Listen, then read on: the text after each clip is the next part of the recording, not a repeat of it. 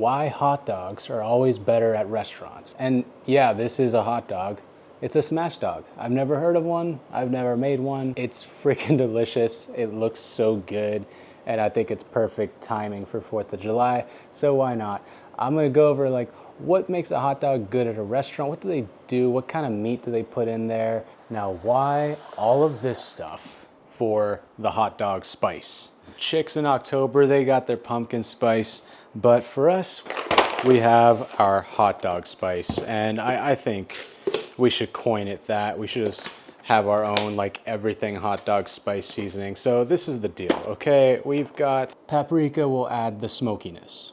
If you don't have paprika, maybe try another chili. Yellow mustard, if you happen to not like mustard, this won't really do that bad for you because it's gonna blend in with the meat. It adds a nice like tangy flavor to it, nice sharpness. Peppercorn, it's pretty much in like every savory blend. It adds like a specific nice heat to it. One that you've probably not heard of, because it's not very common, is mace. Now mace is just the outer part of nutmeg. It's got like a very warm tone to it. It's got like a nuttiness. Imagine like if all spice was more mild. It's kind of like that. I might be butchering that, but yeah, it's just like a warm spice. Now, if you don't have the mace, just go ahead and do some nutmeg, and that should do just about. And then of course, garlic powder for the umami. This is a must in all the hot dog seasonings. Why pink curing salt in a hot dog? What even is this stuff? You might be asking. Look. This is made to preserve the hot dog so you don't get people sick. If you're working clean, you're probably not gonna get people sick, right? But this will help it to make it more shelf stable and prevent bacteria that would make something called botulism. That'll get people really sick. But you do have to be very careful when you do use this stuff. You have to use a very specific measurement for it. I can put down below my recipe, but yeah, if you don't have this stuff, it's totally fine if you're making the hot dog and like eating it maybe the same day. It also does help to keep the meat nice and pink. It keeps it like that nice pink color. Now this is for hot dogs that we're gonna put in a casing. When I say casing, I mean like a sheep casing, like this right here. I'm not doing this today because obviously I'm making smash dogs. Now, why do I use a scale for the spices? Now, we can't just go ahead and throw our spices in all willy-nilly, right? We want to make sure that it's gonna be consistent every time. And to be consistent every time, you can do this in multiple ways. So like for this mustard, for example, like I could do a couple tablespoons, but those tablespoons could be different. Like one could be mounded one time than the other, and it's gonna taste different. So that's why, like, for consistency's sake, I use a scale. A lot of people think a scale sounds complicated, but actually it's way less complicated than using tablespoons and cups and stuff. And then like the reason being for that is mainly because like you can tell right now, the proof is in the pudding. I'm just pouring everything into this cool little fishbowl that I got. Like, I don't need to mess with different spoons and stuff. I don't have to clean different spoons. I just put my damn bowl on here. I dump stuff in, I take it out, I'm good to go. This is why I use a scale. Now, why use two types of meats for the hot dogs? I have two types of meats right here. Pork shoulder, also known as pork butt, and then I've got some beef chuck roast. There's reasons for doing this, and I'm just gonna go ahead and explain this while I'm grinding the meat so we can get this video on the road. Why do I keep my meat grinder in the freezer? I've mentioned this many times, but if you're not tired of hearing me mention this, by the way, I don't usually keep it like on the ice. This is just for the shot's sake, because there's like barely any room in this freezer. I keep it in the freezer for a couple of reasons. Now, one of them is we're working with meat, and sometimes when you're working with a lot of meat, you want to keep that meat cool so you can keep it nice and safe. So that's reason number one. Reason number two is if I keep this nice and cold, that's going to keep the meats and the fats of the meats from getting all like coagulated and weird, and it's going to keep it from getting weird, basically. That's my scientific term of saying it.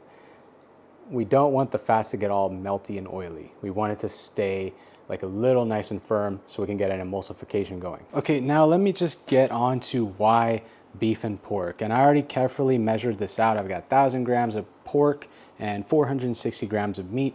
I know that's a very specific number, but these are the measurements that we'd use at one of the restaurants where we would make hot dogs.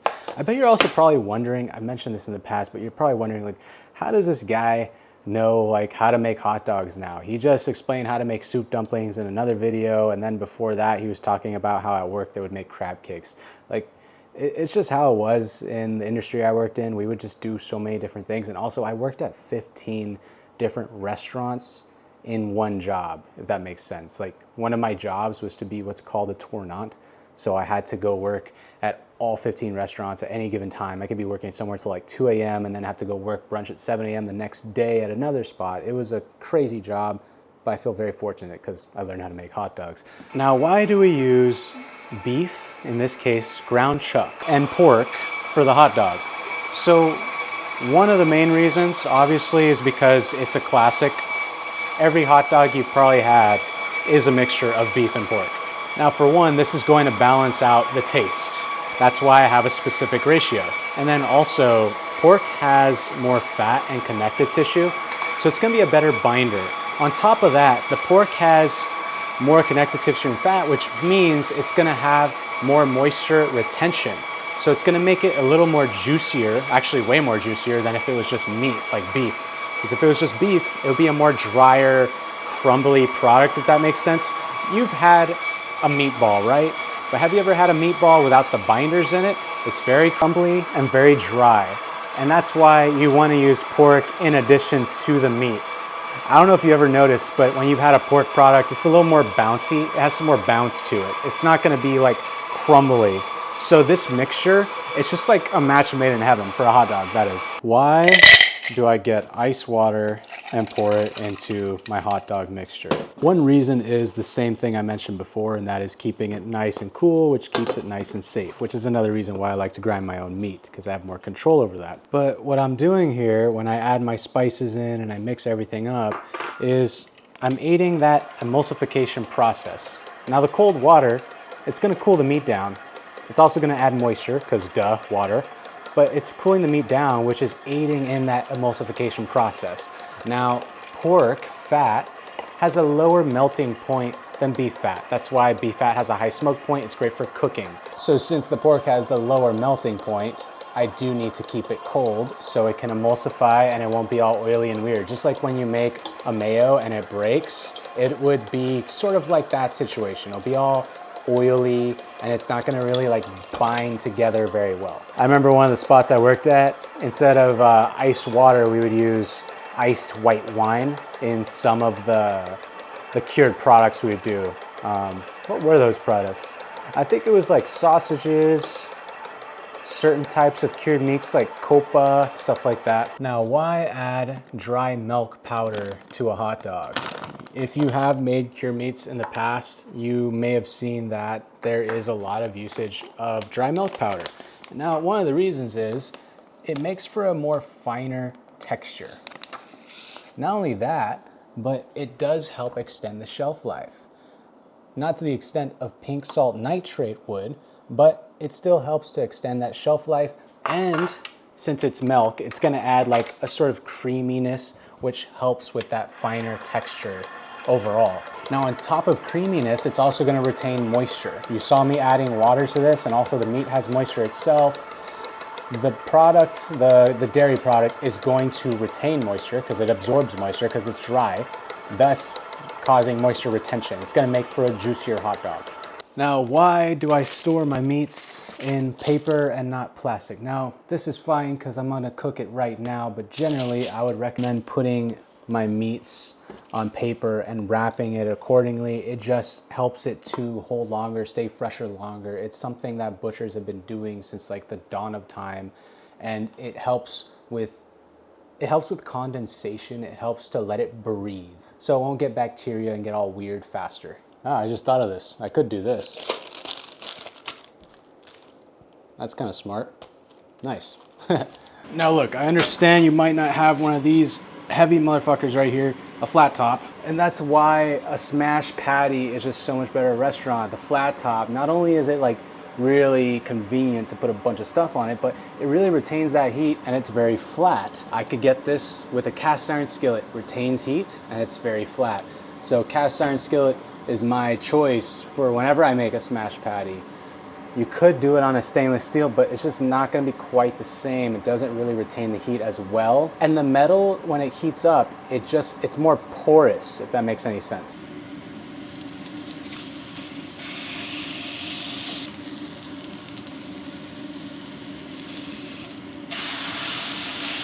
I'm starting to find that the oblong hot dog shape, it just doesn't make sense for a smash. So I'm just gonna go with a regular like round patty, but it's still a hot dog fill. It's just not the hot dog shape, if that makes sense.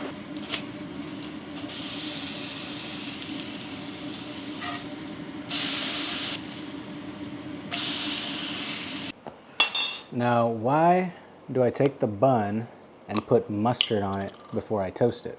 Now, one of the reasons is it's gonna give me a nice crust on that bun.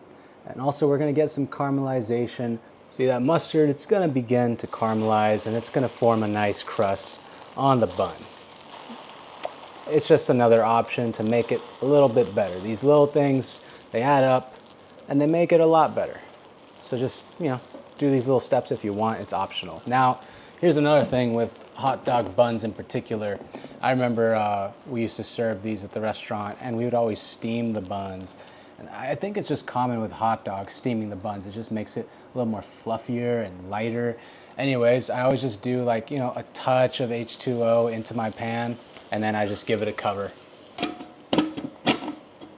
Just basically like let them steam out on the stove top, and it just makes it like so much more fluffier and airy and it feels like nice and fresh. It's just,